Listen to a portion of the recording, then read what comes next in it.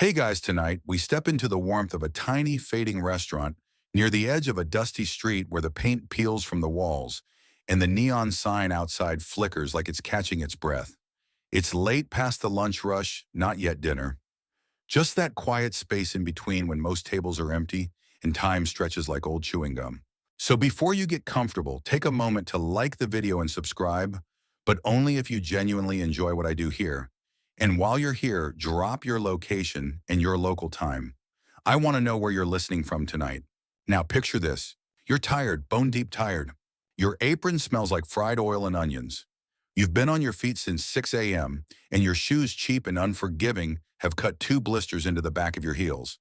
You haven't eaten anything since morning, and your stomach twists in that way it does when you've gone too long on nothing but water and fumes. You're about to clock out. There's one last plate of jollof rice and plantain at the back. One plate that didn't get picked up by the customer who ordered it. It's still warm, the aroma hitting you in waves every time you walk past the kitchen window. It's supposed to be tossed if it sits too long, but your manager has already left and the kitchen guy Tolu has a soft spot for you. You should take it, he says. No one will know. You smile weakly, nod. You take it. You unwrap the foil, sit on the back step outside where the evening sun casts long shadows across the cracked concrete. You lift the spoon. Then you hear it. A cough. Soft, dry, ragged. You turn your head. There's a man sitting on the ground a few meters away. He's thin, jarringly so. Clothes hanging off his frame beard, unkempt fingers trembling. His lips are dry and his eyes are sunken but alert. He's watching you but not begging. Just watching. You hesitate. He coughs again, looks away. Shame creeps into his expression like he regrets being seen. Your stomach growls. You look at the plate. You look at him. You remember a time not long ago when you were almost like him, jobless, invisible, holding on to hope, like it was the last thread in your pocket. You sigh. You walk over. You crouch. And you hold out the plate. He blinks, confused. Here you say quietly, eat. He stares at it, stunned. His lips move, but no words come out.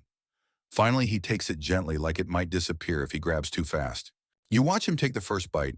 He chews slowly, then faster, then like he hasn't tasted real food in days. Maybe weeks. You don't say anything else. You don't even stay. You walk back into the restaurant, pick up your bag, and head out the back door without a word to anyone. That night, you go home hungry. Again. But you sleep better than you have in weeks. Because something in your chest, something heavy, feels lighter. You don't know who he was. You don't ask. You don't expect to see him again. But the universe, das Schonen des Sermons, it's already moving pieces behind the curtain. And that simple act of sharing your only meal, it just changed the trajectory of your entire life. Your room is small, barely wide enough to stretch your arms without touching both walls. A twin mattress on the floor, a fan that hums but barely cools, one bulb that flickers like it's tired of trying, but it's yours. You collapse into it that night with nothing in your stomach but warm water and hope. Rent is due in 2 weeks. NEPA cut the power again earlier, so you're using the torch on your phone until the battery dies. You plug it into the wall even though you know the socket isn't working. It's more of a habit than anything else. You check your bank account one last time before bed. N312. That's it. Not even enough for a proper meal, let alone fare to go job hunting if this restaurant lets you go. You've already picked up extra shifts just to cover data and transport. Your coworkers call you the ghost girl because you don't talk much. You smile, you serve, and you disappear. No time for gist, for gossip, for friendship. You sleep with your apron folded beside your bed like it's a part of your uniformed soul. Morning comes too fast. You bathe with water from a yellow jerry can you filled at the compound tapped the night before. Your uniform smells clean enough after a few sprays of perfume. You skip breakfast again. You tell yourself it's normal now. That hunger sharpens focus. At the restaurant, you move like you're floating, quick but light. You greet customers, wipe tables, take orders, sweep corners, restock condiments. It's the same rhythm every day. Until the manager pulls you aside. Grace, he says. Your heart skips. We're cutting hours. Your mouth goes dry. We can't keep everyone on full time. You'll do weekends and 2 weeknights now, that's all. You nod. You don't argue. But the second he turns his back, you feel your throat tighten. Not because you're angry, because you're afraid. What happens when even barely enough becomes not enough at all? You don't cry. You've done that already alone in toilets and bus queues at 3 a.m. when no one can hear. Instead, you go to the back. You grab a tray. You keep moving. That night, you walk slower on your way home. Not because you're tired, though you are, but because the world feels heavier. The people, the buildings, the air itself. You pass a woman with 2 children selling boiled corn by candlelight. You think about asking if she needs help, but what could you offer her really? You barely have enough for yourself. You get home, change, sit on the floor, scroll job ads until your data runs out. You think about asking your cousin for help, but she stopped replying weeks ago. You look at your phone, then the window, then your reflection. You don't recognize the girl you see anymore. She looks older, not in years, but in weight, not in wrinkles, but in wear. You remember the man from yesterday, his eyes, the way he said nothing, the way he took that plate like it was gold. You don't know why, but the memory calms you. Like maybe the universe saw that moment and decided it still mattered, even if you don't feel like you do right now. Sleep finds you eventually, though. It's restless. You dream of walking through a market full of locked stalls, empty trays, and no money in your hands. When you wake up, it's not to birds or cars or neighbors shouting. It's to a knock. Sharp. Waitress, repeated. You frown. Who knocks at 6:30 a.m.? You wrap your scarf, drag yourself to the door. Open it slowly. A man stands there. You blink. He's clean-shaven now, wearing a button-up shirt tucked into neat slacks, shoes that shine in the morning light. He's holding a brown envelope. It's him, the man from the back of the restaurant. His eyes are clearer now, brighter, but it's definitely him. You stare. He smiles. Grace, he says. You step back. How do you know where I live? He holds up a receipt. You gave me food. I asked the cook where to find you. He said you live near Ojalegba. I asked around. People pointed me here. Your hand is on the door. What do you want?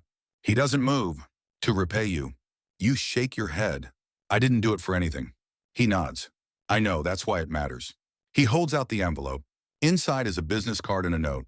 You read it, then read it again. Then you laugh, short and confused. You're joking. He smiles wider. I'm not. You look down.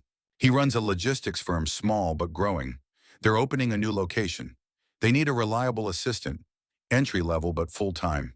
You want me to work for you. I want to offer you what you offered me, a chance. No promises, no pressure, just possibility. You're frozen? He adds, come by tomorrow. Let's talk properly. He turns to go. But before he does, he says one last thing. I was ready to give up that day, but your kindness pulled me back. And then he's gone. You stare at the card in your hand. You stare until your fingers go numb. Then slowly you whisper the name, Chijoki. You barely sleep that night. The business card sits on the floor beside your mattress like it's glowing. You've picked it up a dozen times already, read it, flipped it, turned it over in your hands like maybe it'll vanish and prove you were dreaming. But it never does. Chijioke Nwosu Director, Emberlink Logistics. The title looks expensive. The name feels familiar now. You look him up online with the last of your borrowed Wi-Fi. There he is, multiple articles, tagged photos, a couple of news stories. Not a celebrity, but not a nobody either. Apparently, Emberlink started as a motorbike courier service and grew into a full-scale delivery and warehousing operation with offices in 3 states. Your jaw tightens. You gave your last meal to a man who could have bought the entire restaurant if he wanted to. But no, he couldn't have not that day. Not then.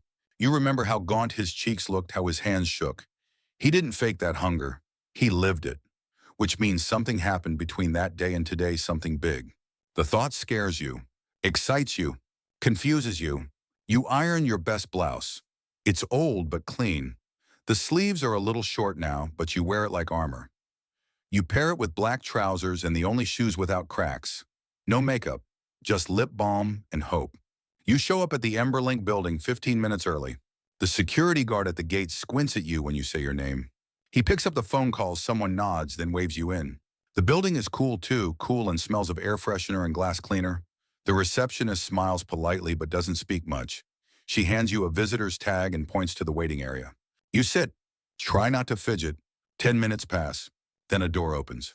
And there he is. Shigioki. Crisp navy blue suit, no tie, clean lines, confident walk. But the moment he sees you, he grins. Not the kind of grin bosses give potential hires, but something gentler. Familiar. You stand. Grace, he says warmly. Thank you for coming. You nod. Thanks for this. He gestures. Let's talk. His office is small but beautiful. Bookshelves on one side, a framed photo of a group of bike riders on the other. Probably his original team. He pours you a glass of water, then sits across from you, not behind his desk but beside you. Equal footing. You gave me food, he begins. So let me give you the full truth. And then he tells you he was sick, not just physically but emotionally, mentally. Burned out, betrayed by a business partner. Lost his funds, slept in his car until it got towed, washed up outside the city, tried to start over but depression caved him in. I hadn't eaten in 2 days, he admits. When you gave me that plate, it wasn't just food, it was dignity. You don't know what to say, so you listen. I got help after that, from a cousin I hadn't spoken to in years. Got a small loan. Restarted. He leans forward. Grace, most people walk past the hungry. They don't even make eye contact. But you gave me your food. You looked me in the eye. You blink fast, trying not to cry. He smiles.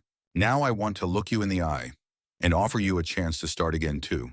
He outlines the position, personal assistant to the operations manager. It's not glamorous. Lots of scheduling, paperwork calls, but it pays 3 times what you earn now.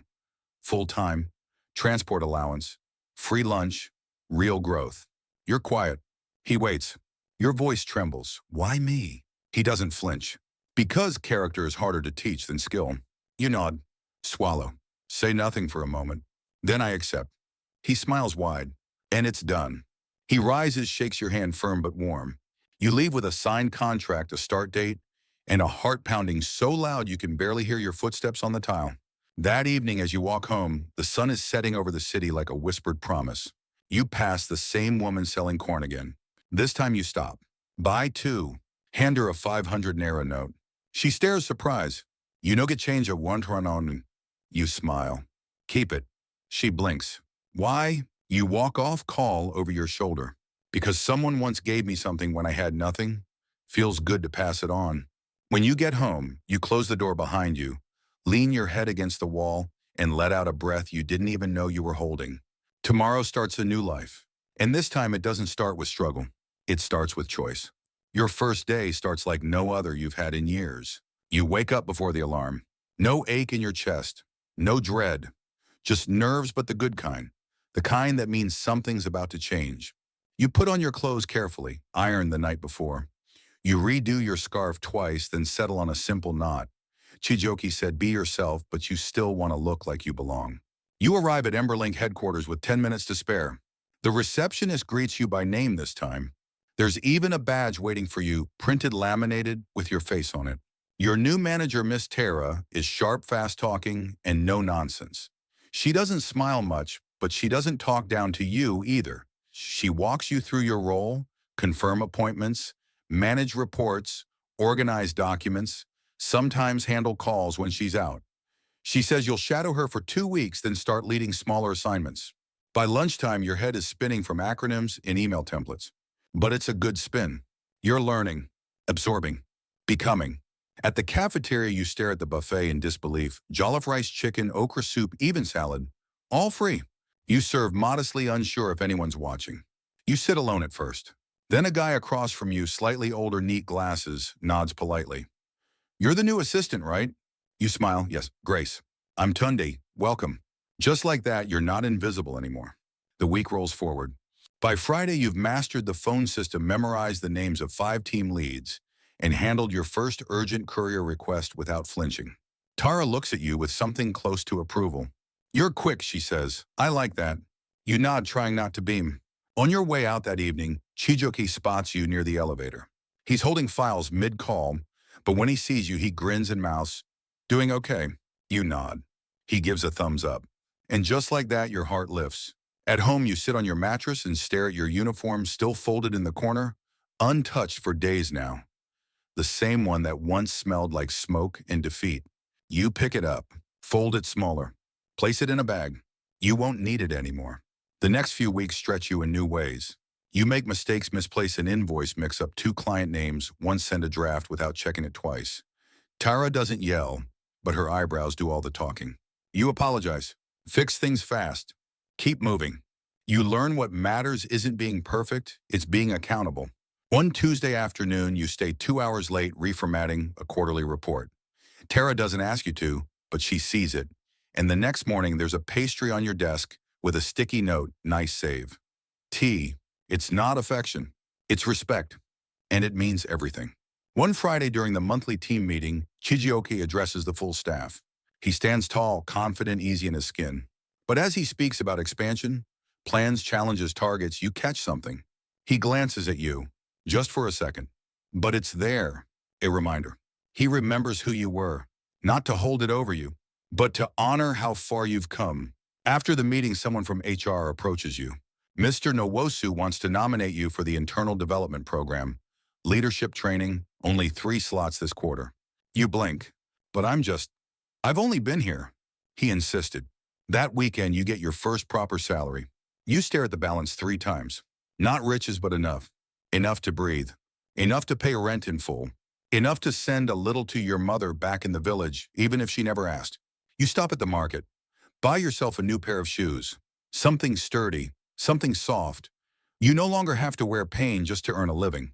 You walk home through the same streets, but everything looks different now. Not because the world changed, but because you did. You arrive at your room, drop the bag, and laugh out loud. No reason. Just relief, joy, pride. Then you do something you haven't done in years. You cook from scratch. Not noodles, not leftovers. You make rice, you stew tomatoes, you fry plantains. You plated. You sit. You eat slow. No rush. No fear someone else will take it. And as you chew, you remember that moment weeks ago when you gave your last meal away and realize that plate didn't empty you. It freed you. Everything is moving forward. Until it isn't. It happens on a Tuesday morning. Bright sky, clean inbox, coffee in hand until the call. You're the first to pick up.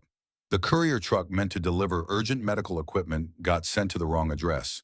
Not just late gone. They're blaming the paperwork. You're holding the original forms in your hand, and your initials are at the bottom. You don't remember signing that version, but it's yours. And in the blink of a second, your chest caves in. Tara hears about it within minutes. She's on the line with the client before you can breathe. Chijioke is copied in. The operations team is scrambling.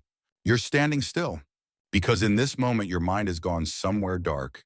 To the jobs you lost before, the ones that didn't even give you time to explain, to the teachers who said you were slow, to the cousin who once said people like us never really get out, we just get lucky, then ruin it. The words echo. You feel your hands shaking. You step into the bathroom and close the door behind you. You don't cry, but your lungs feel like they've shrunk. In the mirror, your reflection stares back like it's waiting for you to quit. You don't. Instead, you breathe. You go back to your desk. You don't hide. You knock on Tara's door. She barely looks up. Now's not. It was my mistake. She pauses. You continue calm but certain. I signed the wrong version. I didn't double check. I'll call the client myself and apologize. Now she looks up. For a long time, she says nothing. Then you don't need to call, but I appreciate that you owned it. You nod, step out, sit down. The rest of the day is a blur. The team manages to reroute the shipment in time. The client's annoyed but soothed. The disaster becomes a dent, not a death blow. By the time the office empties out, you're still at your desk. Head bowed, shoulders tight. Chijioke appears in the doorway. You okay? You nod. Lie. He steps in, closes the door, sits on the edge of your desk. You think one mistake defines you. You say nothing. He smiles just slightly. You're not here because you never fail. You're here because I saw you give without expectation. Because when everything was stacked against you, you chose kindness. You shake your head, but he interrupts. Grace, the only people who don't make mistakes are the ones who don't try. You inhale. Let it out slow. Thank you, you whisper. He taps the desk. Rest tonight. Tomorrow we move forward. And that's what you do. You don't quit. You learn. You create a checklist system. You double confirm addresses. You ask questions you were once too shy to ask. And Tara, she watches. A week later, she forwards you an email from that same client. Your assistant followed up personally. Professional, thorough kind. Keep her. At the bottom, Tara's only note, nice recovery. You smile. Not because it's all better, but because you are better. You spend the weekend visiting your old street. It's quieter now. The restaurant you used to work at is closed for renovations. Tolu, the kitchen guy, spots you from across the road and waves. You hug him, laugh, share a drink, tell him what happened. He stares in awe. No wa-oh, see your life now.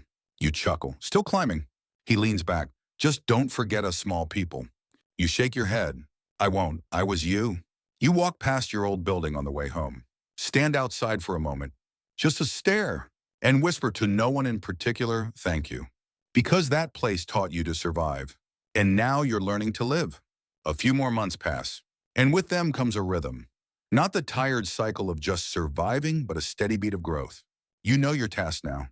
You anticipate Tara's needs before she asks. You can draft meeting minutes while juggling delivery schedules and still remember to send birthday wishes to key clients. You've become dependable, trusted, seen. And one Monday morning it becomes official. Tara walks in, sets her bag down, and without looking up says, I recommended you for the team lead mentorship. You blink. Me. She glances at you. You've earned it. Your hands tremble just a little. Later that week, HR confirms it. You're one of only 5 people across the entire company selected for the Fast Track Leadership Program. Your training starts in 3 weeks. You're stunned, grateful, scared. You call your mother first time in months when she hears there's a pause on the line. Then quiet pride. I knew you would be okay, she says. You want to ask why she didn't say so before, but you let it go. Some apologies come in the form of silence ending. You start preparing, reading, practicing speaking up in meetings.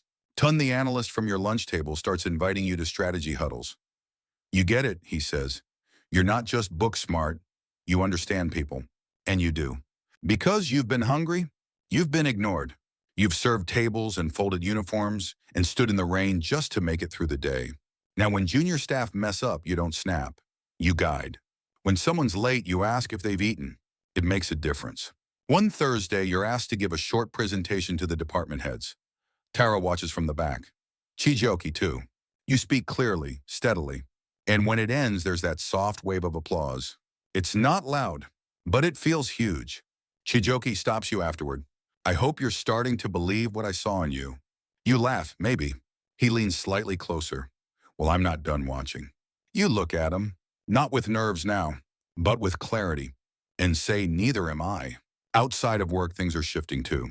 You move into a better room. Still small but bright. Painted walls, a working socket, a proper fan. It's yours. You buy new clothes, just a few, but they fit. They reflect who you are now, not fancy, just solid, present. You volunteer on weekends, helping young girls prep for interviews, offering tips, listening. They look at you like you're someone. You are. Your past doesn't embarrass you anymore. You talk about it, openly, fully, like armor that no longer weighs you down, but protects what you've built. One Saturday, you walk past your old restaurant again. It's open now, fresh paint, new faces. And at the corner table by the back wall, you spot a young waitress. Worn out shoes, soft eyes. She looks tired and hungry. You step inside, order a plate of rice and plantain. When she brings it, you smile gently and say, you can have it. She blinks, confused. You push the plate forward. I already ate, but I know what a long shift feels like.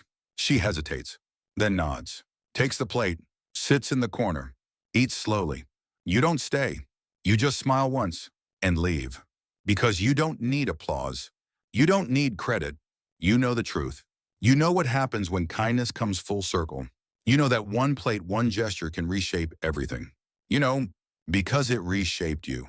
The leadership mentorship begins. It's harder than you thought it would be, not just the workload, but the self-work. You're asked to present ideas in front of senior executives. Given simulations where you manage team conflict balance, budgets, even pitch logistics innovations on the spot. You feel like an imposter for the first 2 weeks. Everyone else seems to glide. You stumble, but you don't stop. You ask for feedback. You study late. You lean on Tunde and another mentee, Miriam, who becomes a quiet ally. And slowly, day by day, you begin to grow into the room. You stop whispering during brainstorms. You start offering bold solutions. You lead a simulation and get applause, not just for the outcome, but for the empathy you showed when others fell behind. By the 4th week, you're not sitting at the edge of the room anymore. You're sitting in the center. You're not just participating, you're shaping. Chijuke watches from the back in many sessions, nodding along, always observing. One afternoon, you run into him in the break room. He gestures to your notes, thick with scribbles.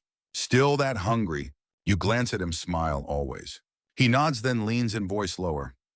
How would you feel about taking over the Mentorship Cafe next month? You freeze. What? The one Emberlink funds in Surulair.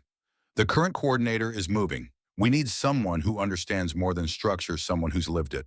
You're stunned, speechless. He waits patiently. You finally whisper, "You'd trust me with that." He shrugs. You fed a stranger your last meal. I trust you with a building. And just like that, your path changes again.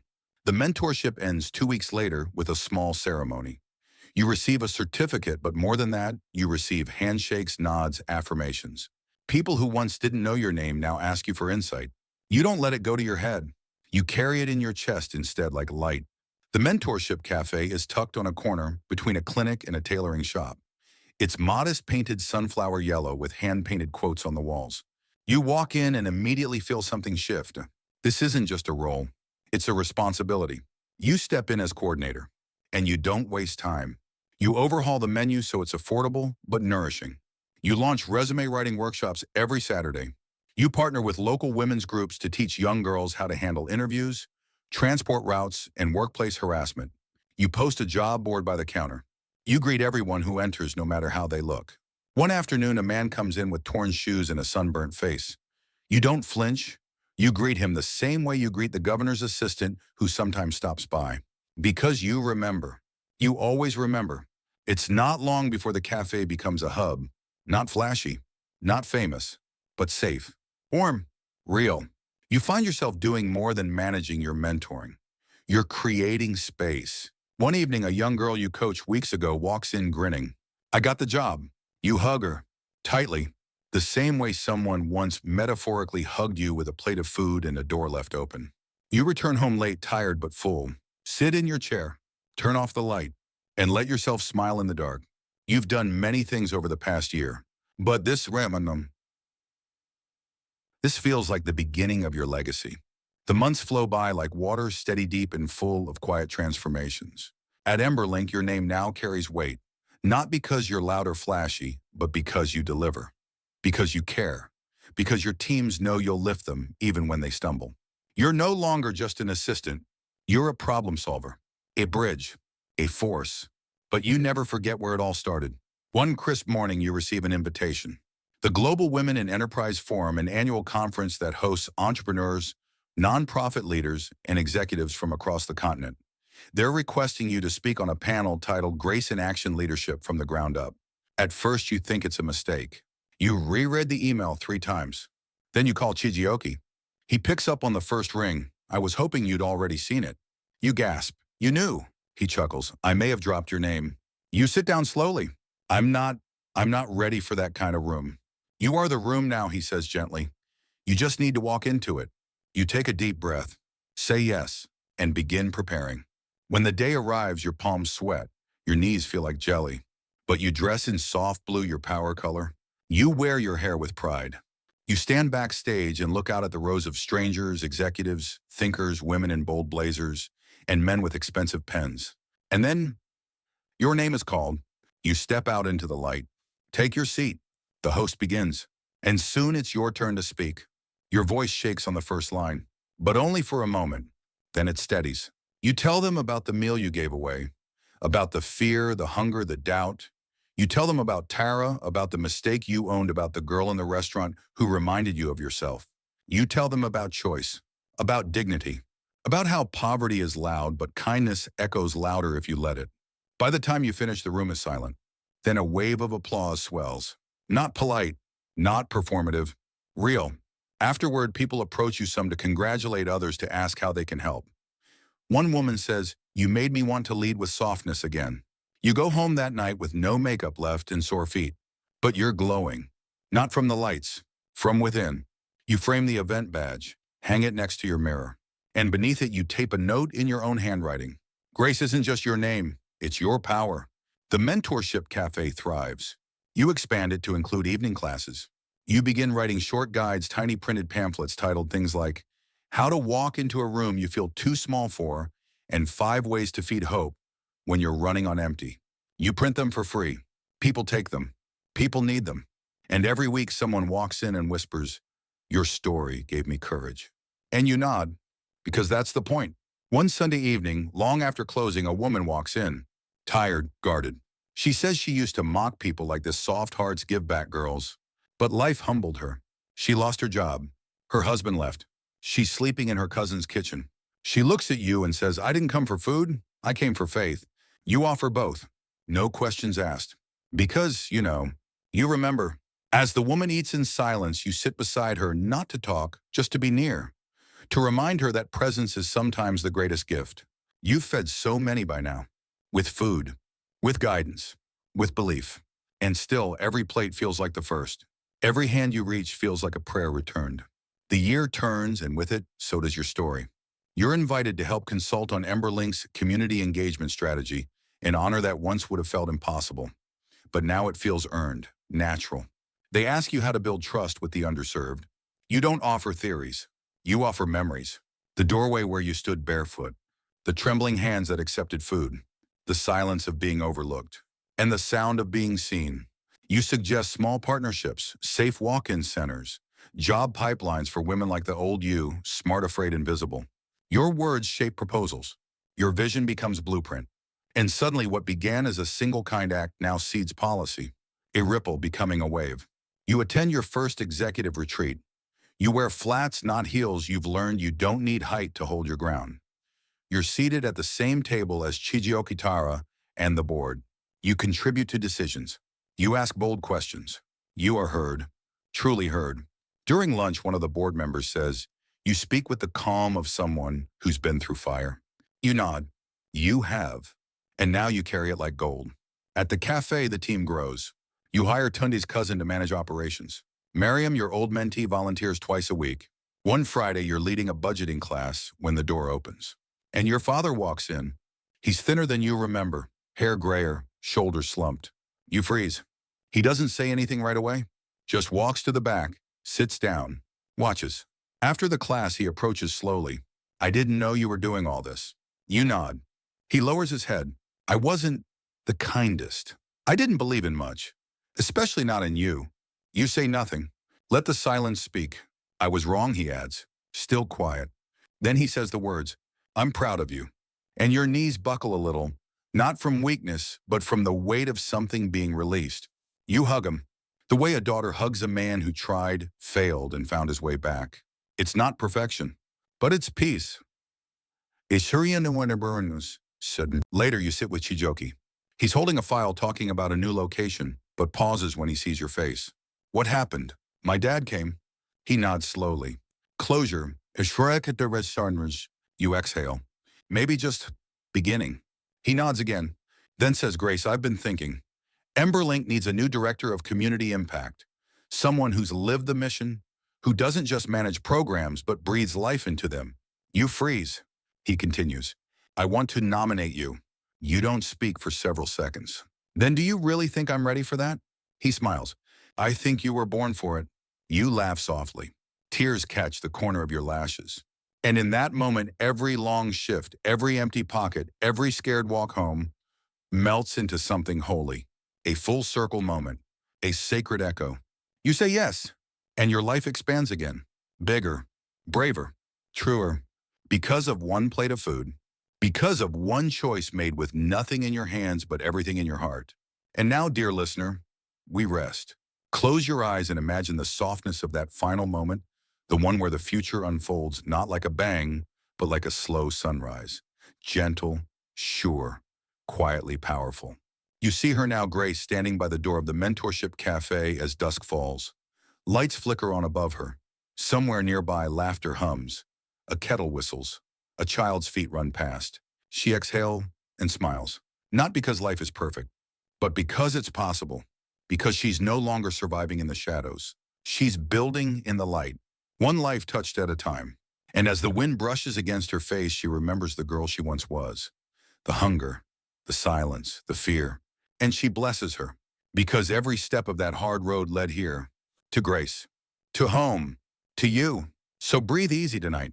Let this story wrap around you like a soft blanket. And carry its lesson into your dreams. Kindness is never wasted. Even your last meal can become someone else's first miracle. Good night.